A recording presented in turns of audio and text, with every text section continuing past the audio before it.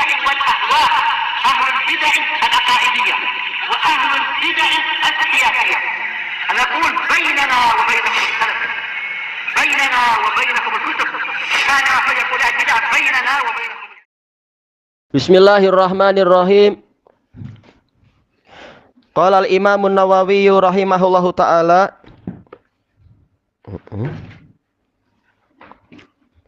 Al-hadisul hadiyah asyar ba'da sitimi'ah 611. Wa an ibni Umar radhiyallahu anhuma anin nabiyyi sallallahu alaihi wasallam qala. Dari Ibni Umar radhiyallahu anhuma dari Nabi sallallahu alaihi wasallam yang bersabda, la hasada illa fisnatain.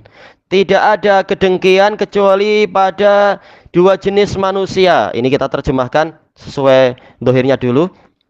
Dohir yang pertama, rajulun atahullahul Qur'an.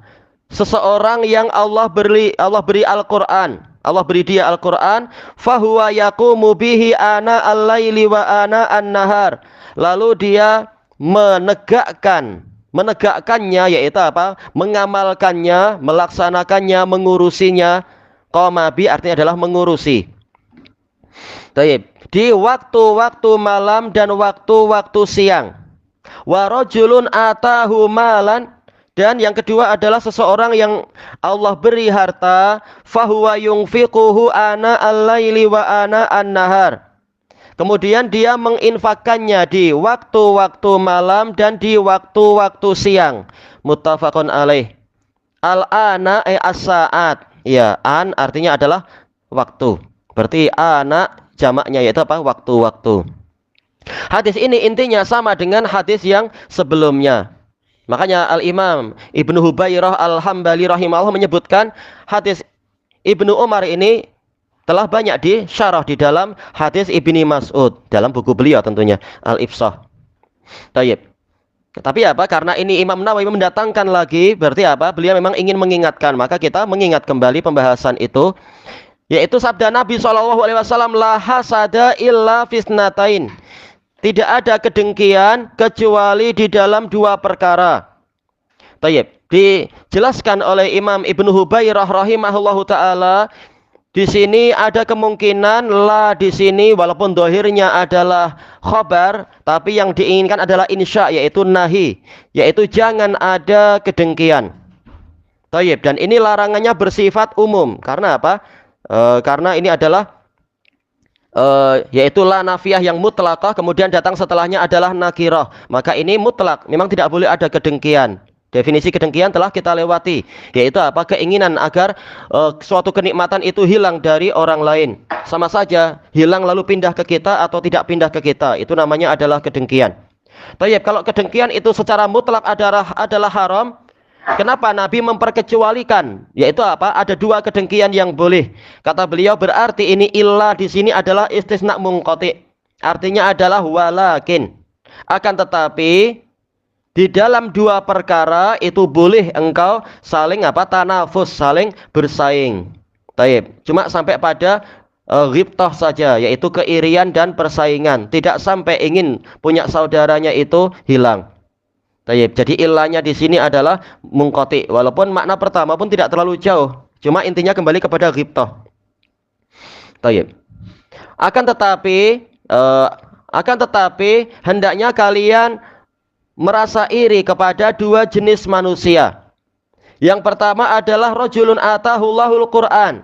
Seseorang yang Allah beri Qur'an. Sementara dalam hadis Ibnu Mas'ud yaitu hikmah. Ini menunjukkan bahwasanya dua-duanya adalah satu kesatuan, tidak saling bertentangan karena kembalinya kepada ilmu. Quran adalah ilmu. Wa ma ilmuka? Qal qara'tul Qur'an wa amantu bihi wa shaddaqtuh. Pertanyaan dua malaikat di alam kubur. Apa ilmumu? Maka dia mengatakan, saya membaca Quran, kemudian saya mengimaninya dan saya membenarkannya. Yang ternyata tidak mau baca Quran, nah ini salah sendiri, dia tidak punya ilmu. Nanti dia tidak mampu menjawab pertanyaan malaikat, malah sibuk belajar ke yang bukan ilmu Quran. Tayyib. Fahuwa yaqumu bihi ana al-laili wa ana an-nahar. Tayyib. Di sini dalam hadis Ibni Umar, Rasulullah tidak menyebutkan mutlaqul ilim, tapi apa? Quran. Karena memang inilah ilmu yang tertinggi, yaitu Al-Quran. Dan memang Quran adalah ilmu. Faman hajjaka fihi min ba'di ma ja'aka minal ilm, faqul ta'alau. Maka siapapun yang mendebat engkau tentang Isa setelah ilmu ini datang kepadamu, yaitu Al-Quran, maka ajaklah mereka untuk bermubahalah. Tayyib. Ini menunjukkan bahwasanya inti hujjah dan inti ilmu ada di dalam Quran. Dan orang yang diberi Al-Quran, dia layak untuk kita merasa iri dengannya. Bukan iri karena orang ini profesor dalam masalah matematik atau aritmetik atau mungkin fisikal atau yang lain. Tapi dalam masalah Quran, karena ini adalah orang yang paling utama. Innallaha yada'u bihadzal kitabi aqwaman wa yarfa'u bihadzal kitabi aqwaman wa yada'u bihi akharin. Sesungguhnya Allah mengangkat derajat beberapa kaum dengan sebab Al-Quran dan merendahkan derajat kaum-kaum yang lain dengan sebab Quran, yaitu yang menerima Quran dan mengikutinya, maka derajatnya naik. Yang sebaliknya, maka dia mengalami kebalikannya. Dan juga apa? Kalau tadi hadisnya apa? Hadis Umar bin Khattab inda Al-Bukhari. Demikian pula khairukum man ta'allamal Qur'ana wa 'allamah. Orang yang terbaik dari kalian adalah orang yang mempelajari Al-Qur'an kemudian mengajarkannya. Maka layak untuk orang seperti ini adalah diirikan. Satu huruf saja kalau dibaca itu mendapatkan pahala 10 kali. Baik. Sementara untuk ilmu-ilmu yang lain tidak dijamin seperti itu. Belum lagi kalau kita ajarkan, kemudian orang yang lain mulai membaca walaupun satu huruf, kita dapat juga. Padahal dalam sehari tiap orang mungkin apa? Membaca Quran lebih dari satu huruf. Jelas ya, orang yang muslim minimal adalah Al-Fatihah setiap rakaat, itu sudah berapa puluh huruf itu. Nah, kita yang mengajari dia walaupun sekedar mengajar makhraj atau mengajar hafalan satu ayat atau memperbaiki hafalan orang lain, maka kita dapat pahalanya. Maka pahalanya memang tidak terhitung, pahala qiraatul Quran. Derajatnya pun sangat tinggi, tidak terbayangkan. Tayyib. Tadi hadisnya apakah? Hadis Utsman bin Affan radhiyallahu an. Tayyib. Dan demikian pula dalam hadis yang diriwayatkan oleh Imam Tirmidzi dan lain-lain dari Abdullah bin Amr bin Al-As radhiyallahu an. Yuqalu li ahlil Qur'an yaumal qiyamah iqra warattil warqa warqa wa fi riwayah wartaqi fa inna akhira manzilatika fi akhiri ma qara'ta. Teruslah engkau membaca dan bacalah secara tartil, yaitu pelan-pelan saja. Dan teruslah engkau naik karena akhir posisimu adalah di akhir bacaan Qur'anmu. Berarti semakin banyak yang dia baca, semakin naik derajat dia. Kata Ibnul Qayyim dalam Hadil Arwah, ini menunjukkan derajat ahli Qur'an itu tidak hanya 100 derajat seperti derajatnya para mujahidin. Derajatnya boleh tinggi, lebih tinggi lagi. Sangat tinggi. Padahal Quran dari awal sampai akhir mungkin apa? 6.666 ayat alal khilaf. Tapi minimalnya yang disepakati adalah 6.000 ayat. Berarti bayangkan derajatnya itu 6.000 ayat, 6.000 derajat. Sementara yang Allah siapkan untuk mujahidin fisabilillah adalah 100 derajat. Sementara baca Quran bukan hanya khatam sekali seumur hidup, tapi apa? Diulang lagi, habis khatam baca lagi dan seterusnya. Maka alangkah tingginya derajat dia kalau tidak dibatalkan dengan perusak-perusak amalan. Bagaimana kalau dia juga mujahid, dia juga sambil jihad membaca Quran dan seterusnya. Ini adalah pahala yang tidak terbayangkan. Ini bagian dari al-qiyamu bil Quran, yaitu apa? Membacanya, juga berjihad di jalannya dan seterusnya. Nah, orang yang seperti ini layak untuk kita merasa iri karena waktu-waktunya itu dipenuhi dengan kebaikan. Terutama orang yang hafal Quran tanpa memegang, dia sambil kesibukan ini dan itu, memiliki aktiviti ini dan itu, dia membaca Quran semampunya yang dia hafal. Tayyib. Ini tentunya beruntung orang-orang yang punya hafalan Quran walaupun hanya surat-surat pendek dan seterusnya. Bila dia melakukan itu, ana al-laili wa ana an-nahar, di waktu-waktu malam dan di waktu-waktu siang. Ini menunjukkan apa? Setiap hari dia bukan hanya membaca Quran sekali. Pagi baca, nanti petang baca, malam juga membaca, sebelum tidur membaca, bangun tidur juga membaca, dan seterusnya. Dan itu yang dipraktekkan oleh Nabi. Bangun tidur langsung beliau membaca beberapa ayat yang ada di akhir-akhir surat Ali Imran. Dan seterusnya. Waktu-waktu diisi dengan membaca Quran. Sebelum tidur membaca misalkan apa? Ayat kursi, akhir-akhir ayat Al-Baqarah. Betul-betul Quran itu selalu menyertai dia. Maka layak kalau dia dimuliakan dan disertai serta dipelihara oleh Allah Ta'ala. Tayyib. Dan ini menunjukkan bahwasanya yaitu membacanya itu sama saja di hadapan orang ataupun tidak di hadapan orang, dalam keadaan terang-terangan ataupun rahasia. Karena siang hari ini madzannatu zuhur, yaitu kemungkinan besar dia akan ketahuan baca Quran, tak masalah, yang penting ikhlas. Nah, di malam hari tanpa dilihat orang pun dia tetap rajin baca. Tayyib. Kemudian yang kedua, warajulun atahu malan, seseorang yang Allah beri harta. Ini menunjukkan bahwasanya kurnia Allah terkadang bersifat maknawi, terkadang bersifat hissi. Yang maknawi adalah Quran, dia kurnia yang besar. Yang kedua hissi, yaitu harta. Ini juga nikmat yang besar karena dia adalah ja'alnahu qiyama, yaitu Allah jadikan harta itu sebagai penegak kehidupan. Setiap orang perlu harta. Maka ini adalah nikmat yang sangat besar yang wajib disyukuri juga, dan manfaatnya juga besar. Bukan berarti kita menghina harta, karena Allah Ta'ala menjadikan itu sebagai apa? Ladang kebaikan juga. Yang penting untuk apa kita gunakan harta tadi.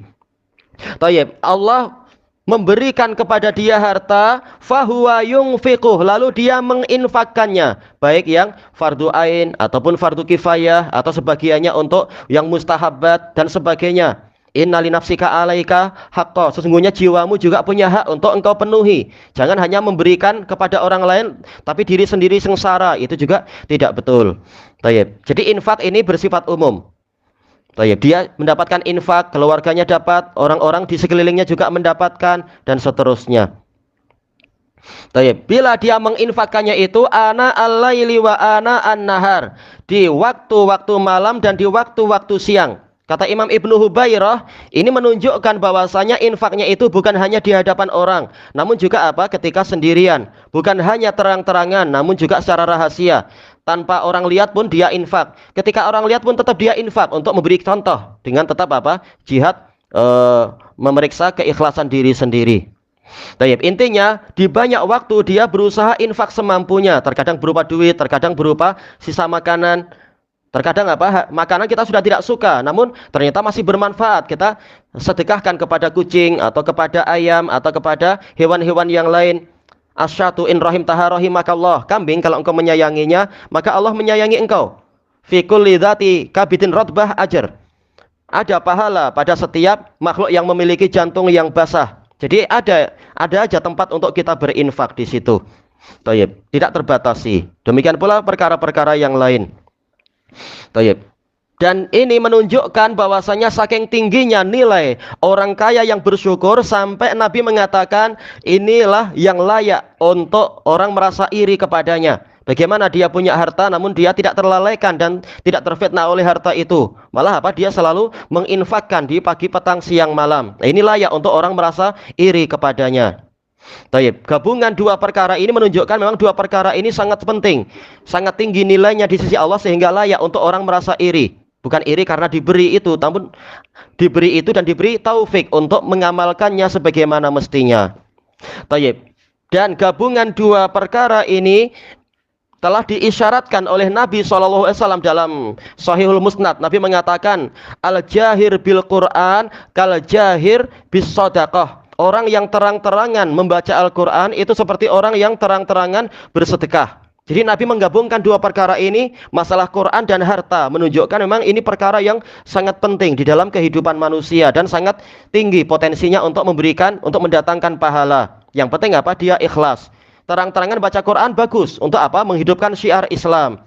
Kemudian apa? Membaca rahasia juga bagus, menunjukkan walaupun orang tidak lihat, dia tetap apa? Memang membaca di hadapan Allah Ta'ala. Demikian pula sedekah di hadapan orang juga bagus untuk memberikan contoh, untuk menghidupkan syiar Islam, menunjukkan Islam itu perhatian pada orang lain.